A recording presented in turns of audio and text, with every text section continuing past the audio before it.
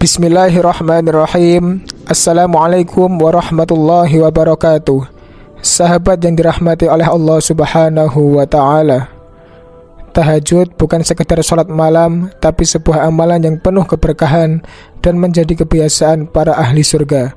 Ada 3 amalan penting yang bisa dilakukan setelah sholat tahajud agar mendapatkan ampunan, doa yang diijabah, serta ketenangan hati. Dalam ceramah kali ini, Ustadz Adi Hidayat Hafizahullah akan membahas secara mendalam tentang amalan-amalan tersebut, lengkap dengan dalil dan keutamaannya.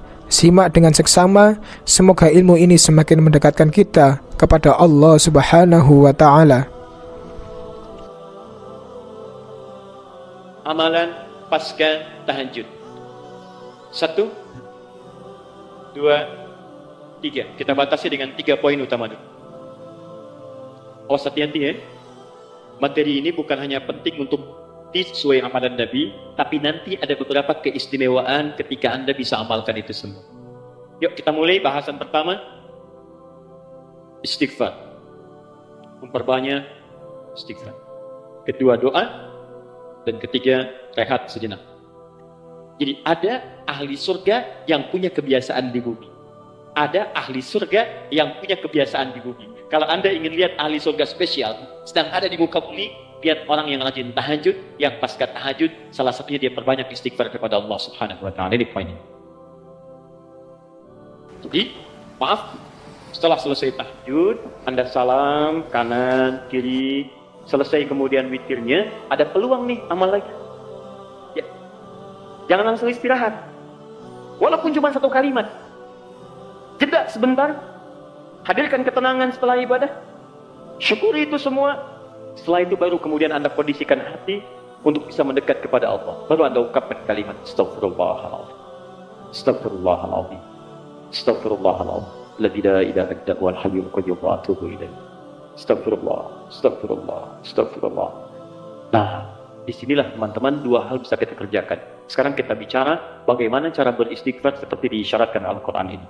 Kita ambil bagian pertama. 1. Awas hati-hati, karena ini peluang diampuni dosa cukup besar di sini. Dan seketika Allah yang mengampuni. Seketika Allah langsung yang mengampuni. Jadi ada orang yang ketika istighfar di waktu sahar, seketika diampuni oleh Allah Subhanahu wa ta'ala. Bagaimana caranya? Mari kita lihat. Jadi kalau Anda beristighfar, memohon ampun dari kesalahan atau dosa, jangan sekedar kalimat itu keluar di lisan. Hanya formalitas, ya Allah ampuni saya, ampuni saya. Setiap kalimat yang disampaikan dalam Al-Quran, ingat baik-baik, ataupun dalam hadis, itu selalu diistilahkan dengan zikir namanya. Zikir. Ingat baik-baik ya. Setiap kalimat kebaikan yang diungkapkan di lisan, itu selalu diistilahkan oleh Quran dengan zikir. Misal, tadi yang astagfirullah, subhanallah, alhamdulillah, yang kita kerjakan ba'da salat, kita kan ba'da salat kita kerjakan astagfirullah kan, istighfar kan? Baik ya, di hadis Muslim, nomor hadis 591. Ya, Nabi kemudian mengucapkan astagfirullah, astagfirullah, astagfirullah. Allahumma antas salam, minkas salam, tabarakta ya dzal jalali wal ikram. Di hadis Muslim nomor hadis 593 kemudian mengatakan la ilaha illallah wahdahu la syarika lah, lahul mulku wa lahul hamdu wa huwa ala kulli syai'in qadir.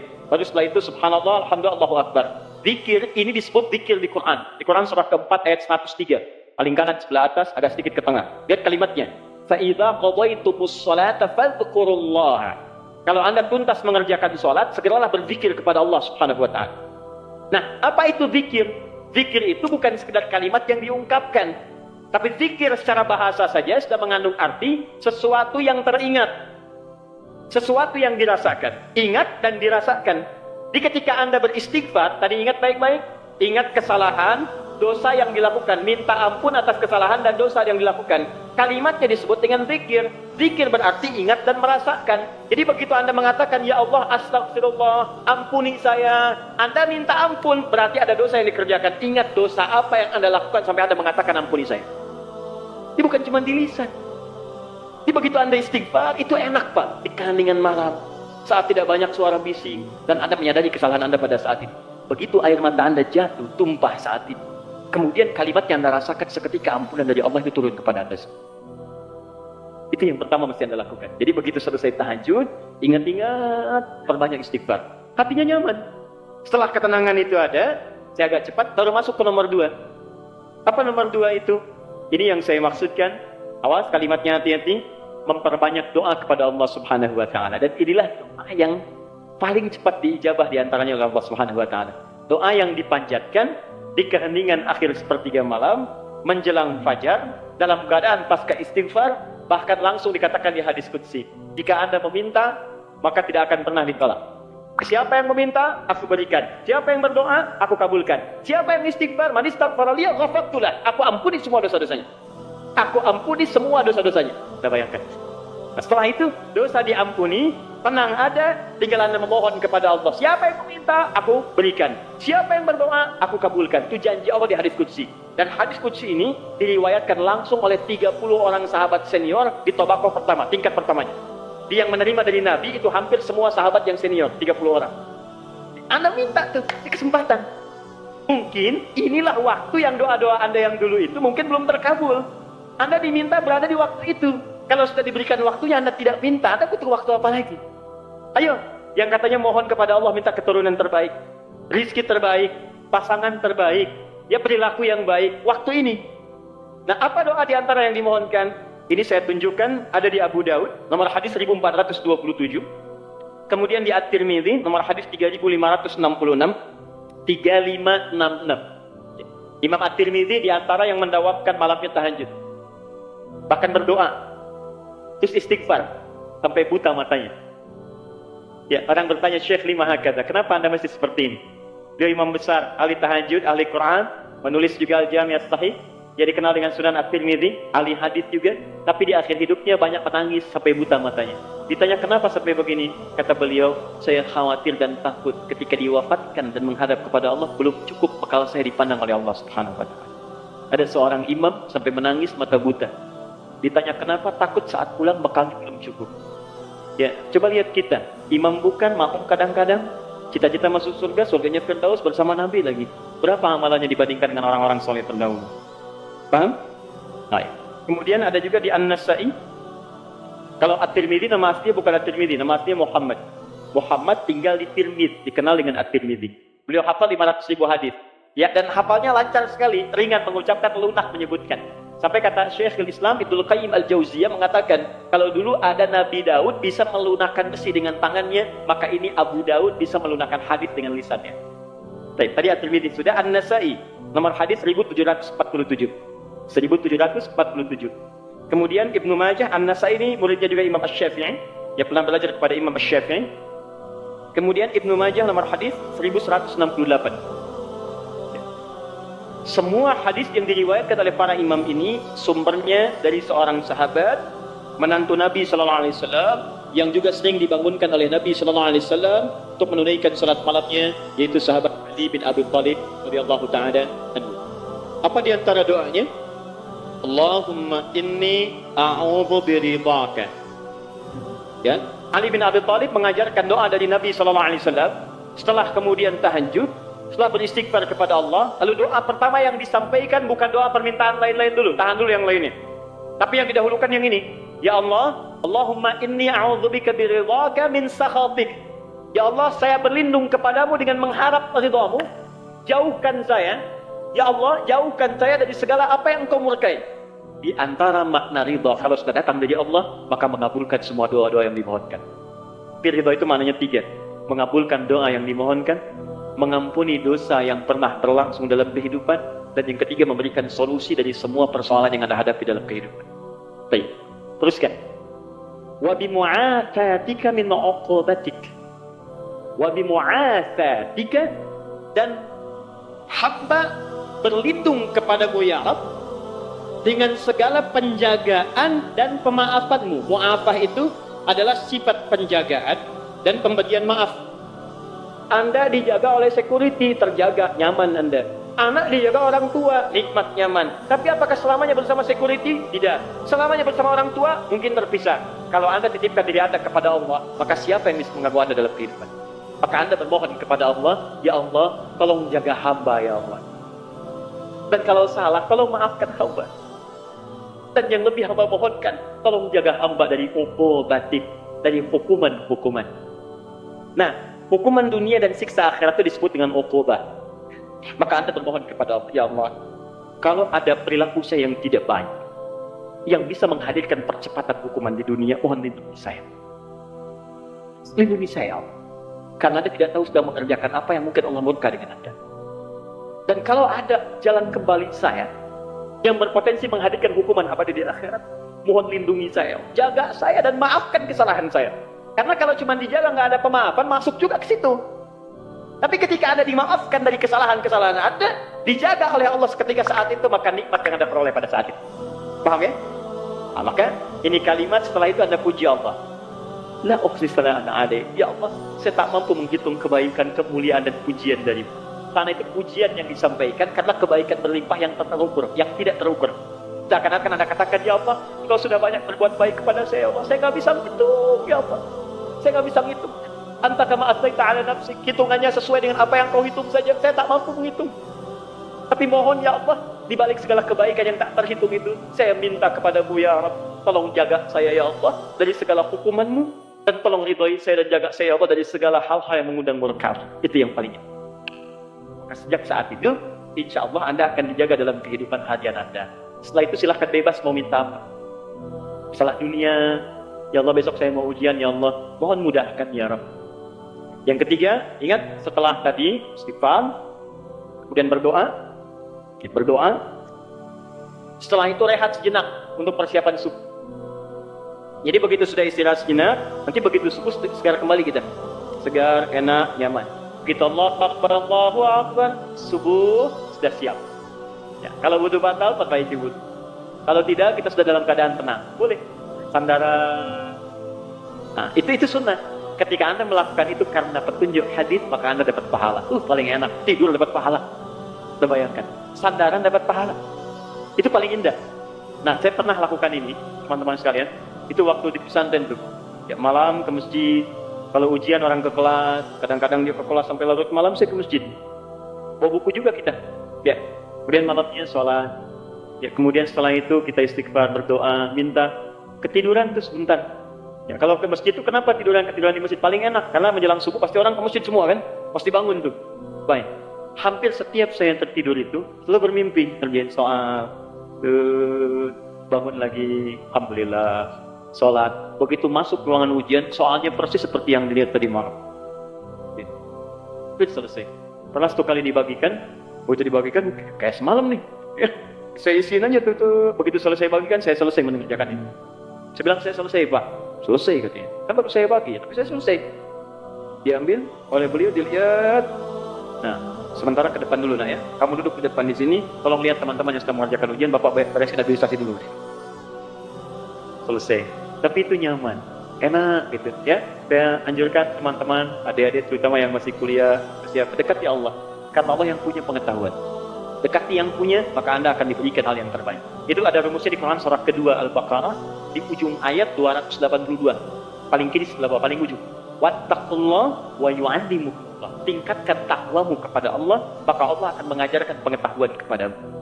Apa di antara mana takwa itu? Tambah ibadahnya. Di antaranya tahajud. Makanya orang tahajud dibuka dengan kalimat takwa. Tadi Quran surah 51 ayat 15. Innal muttaqina fi jannatin wa uyun.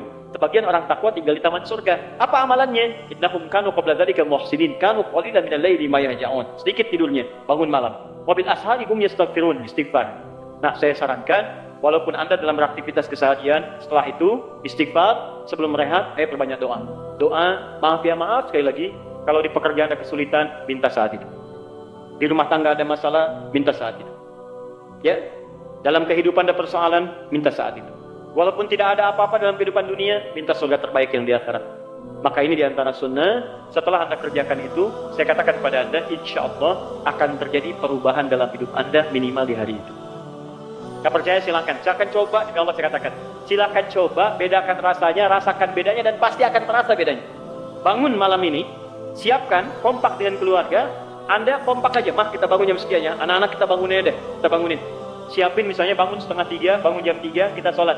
Walaupun 2 rakaat itu nggak apa-apa, witir 1 rakaat. Tapi kita amalkan ini. Silahkan Anda cek ya. Demi Allah saya katakan, maka di hari itu akan terjadi perubahan pada diri Anda ketika Anda mengerjakan seperti apa yang tadi disampaikan. Cek, di rumah akan tenang, diri Anda pun akan lebih nyaman, pekerjaan akan lebih tertib, dan keberkahan akan hadir dalam kehidupan Anda. Itu yang menyebabkan Utsman bin Affan, Abdurrahman bin Auf, Tamim ad-Dari, dan sahabat yang lainnya tidak pernah meninggalkan salat malam selama hidupnya. Bahkan tidak ada yang paling indah kecuali mereka berada di malam hari sampai menuntaskan tahajudnya dengan khatam Al-Quran. Dan puncaknya, mu'afat juga berarti penjagaan dalam urusan dunia. Kalau Anda sudah rajin tahajud, maka Anda akan dijaga oleh Allah dari semua kemungkinan yang mengganggu Anda dalam kehidupan. Allah jadi pembela Anda.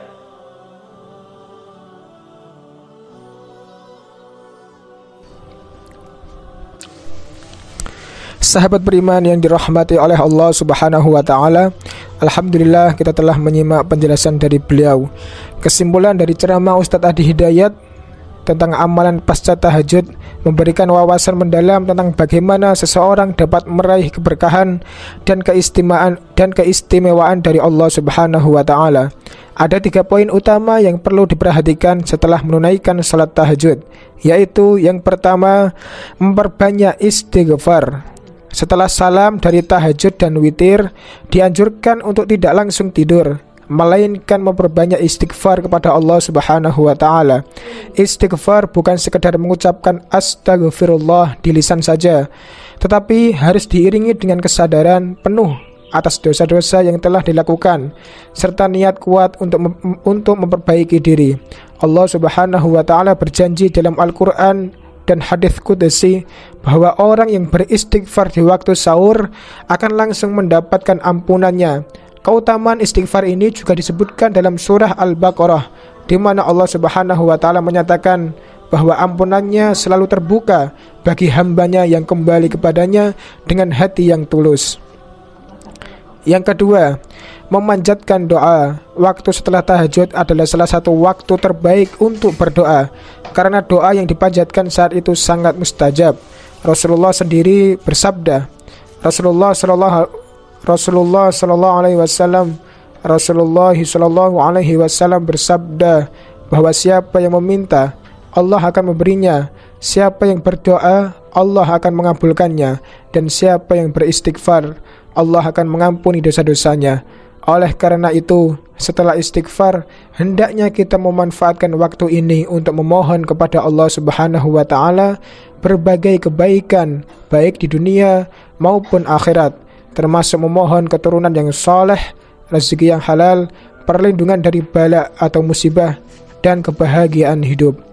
Bahkan dalam banyak riwayat disebutkan bahwa para nabi dan orang-orang soleh senantiasa menjadikan tahajud sebagai waktu utama untuk berdoa kepada Allah, karena saat itu Allah turun ke langit dunia dan siap mengabulkan setiap permohonan hambanya.